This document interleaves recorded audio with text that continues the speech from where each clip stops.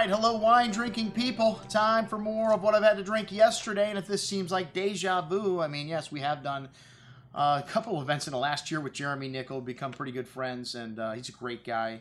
Great stories, you know, that's one of the things you can tell about people in the wine business, you know, that have been doing it for a while. They have some great stories. And, you know, his dad, Gil Nickel, was a legend, founded Niente winery, and Nickel, and unfortunately left us a little bit too early. He died of cancer, so 10% of the proceeds from this Vineyard House wines go to cancer research. And Jeremy started this project in 2005. You know, he's on the board for Niente, he's on the board for Nickel, but you know, he wanted to do something that was unique and that he did all by himself, not to follow on his father's coattails. And you know, he's got a great passion for the industry. You know, somebody that, well, his family's got, I don't know how much money. They own a nursery in Oklahoma, the largest family-owned nursery in the United States of America. And to me, it's just great to see people like Jeremy out there promoting his own brand, and as passionate as he is. And like I said, the wines are great. You know, the one thing we didn't do last time is put another wine next to his wine, blind, to show people just how good these new cult wines of Napa Valley are. And there's a lot of new labels that have come on since, you know, 2000. 1990s was when things got started. You know, Harlan, that was their first vintage. 1992 was Colgan. 1992 was Screaming Eagle. So a lot of these, you know, cult producers came about in the early 90s. Well, this is the next round. And, well, you know, this is his closest neighbor also. You got to drive through Jeremy's property, you get to Harlan Estate, and he's got 34 acres. He even sells some grapes to Bill Harlan. So I thought, man, this would be fun to blind taste his 08, which was the group's favorite wine the last time we did this tasting, with Bill Harlan's 08, which is 4 times as much. Well, 3 times as much anyways. And I'll tell you, it was amazing, the results. Anyways, we started out with a little Niente Chardonnay, 2013, one of the legendary Chardonnays of Napa Valley. When you look at Chardonnays, it just flies off the shelf here. We don't have to work too hard to sell it. You know, they really created that non-mallow style, much more Burgundian. This is the wine that made Gil Nickel want to start a winery in the first place in the 70s. He didn't drink it all. He went to Burgundy, and the first taste of wine he had was a Grand Cru White Burgundy. He said, wow, this is amazing. And that was like at age 30. Didn't drink it all until age 30, and then the light went on, and the rest is history. And the 2013, a great vintage for Napa. This wine already very showy, even though Niente needs a little bit of time. That non-malolactic style tends to age a little better.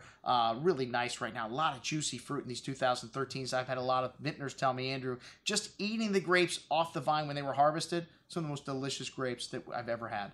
So a great vintage, and this Niente really, really nice as usual. 2005 Vineyard House, we showed the wine's oldest to the youngest.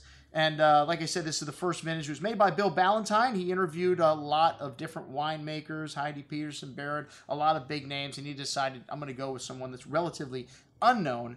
And the first one was 100% Oakville Cabernet Sauvignon, some of which came from the 1.5 acre vineyard right around the Vineyard House. His dad left him to make sure he would always have a place to live in Napa. This wine's got a lovely nose here, really starting to come onto its own. I always tell people 10 years after the vintage is when Napa Valley Cabernets start to really hit their peak drinking years, and a lot of them will, you know, peak and stay good for 10 more years, and, you know, they'll still drink 20 or 30 years later, but their best years of drinking, to me, 10 to 15 years for most producers. This wine had a lovely bouquet, ripe currants, black cherries, notes of cigar box spice, dark chocolate, fresh loamy earth, really nice complexity, and excellent on the second day. I had all these wines on the next day, and let me tell you, all of them got better. Lots of juicy fruit here on the tongue, red currants, cherries, silky smooth tannins. Like I said, really starting to drink nicely right now. Wonderful balance. This will last another decade. This wine got 4 votes for first place, and we still have magnums of it. That's right, the first vintage, a real collector's piece when you're collecting verticals the first year. And most excellent juice. All these wines, their scores went up a little bit from the last time. Almost all of them. To me, they all got better with almost a year's time in the bottle. The second wine, they put a bit of Syrah in the blend, and they only made 200 cases. So I think we still have some magnums of this wine coming. This was the third place finisher, got 3 votes for first place, and this wine was a little richer, a little more tannic than the 2005, but all these wines very similar, all Very big, a wonderful, lush fruit in them, and very drinkable, very different from the Harlan. We got to that wine, it was very easy for me to see which one was which. But like I said, the 06 to me had a little more dry tannins on the finish, but a little more richness of fruit also to match it. Most excellent stuff. I would just say hold on to the 06 a little longer than the 05. The 07, a little Petit Verdot in the blend, really changed this and the vintage. You know, this wine's still very structured, good amount of dark currant, dark cherry fruit, that bitter cocoa coming out a little bit more in this, and showing a little eucalyptus, some dark earth, espresso, very big on the nose, and very big on the palate as well. This wine's got a lot of structure, a firm hand of acidity, rich, ripe fruit, but still very youthful. This wine needs another decade in your cellar before it's going to reach its peak. Some lovely spice and floral notes coming through from that Petit Verdot on the finish. Got one vote for first place. Well, all the wines got a vote, except for 2010, which I'll tell you the second day, that wine was much better. And then we served the 08 Harlan and the 08 Vineyard House side by side in the order that the vintages were, but we didn't tell the tasters which one was which. And before we revealed, we wanted to know which one liked wine number 4, which one liked wine number 5. Only one person raised their hand for the Harlan Estate. And not that it wasn't good. The Harlan Estate was delicious, but it was very different from the Vineyard House. It didn't seem to be as balanced to me or quite as elegant. It was much thicker, much richer, more concentrated, and it had darker fruit in this wine. Very good, though. On the second day, outstanding. This wine definitely needs a little more time. 10-plus years, the 08. You know, this vintage drinking really good from California, but wines like Harlan need a little more time.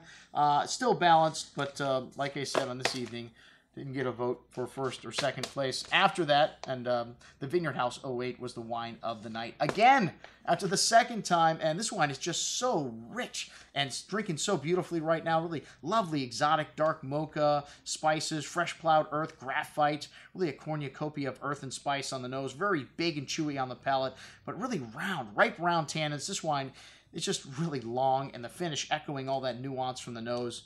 A crowd favorite once again, and we've got it in magnums. I don't know if there's any 750s left, but we're going to order some more from Jeremy. A real crowd pleaser, and like I said, everyone picked it above the Harlan Estate. One person.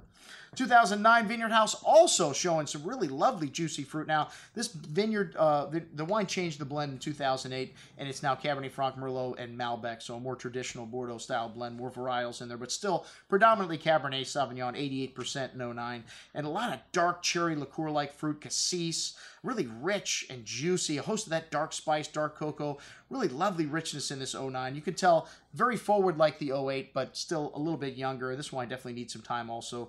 Really smooth and rounded tannins, but a little bit dry at the end.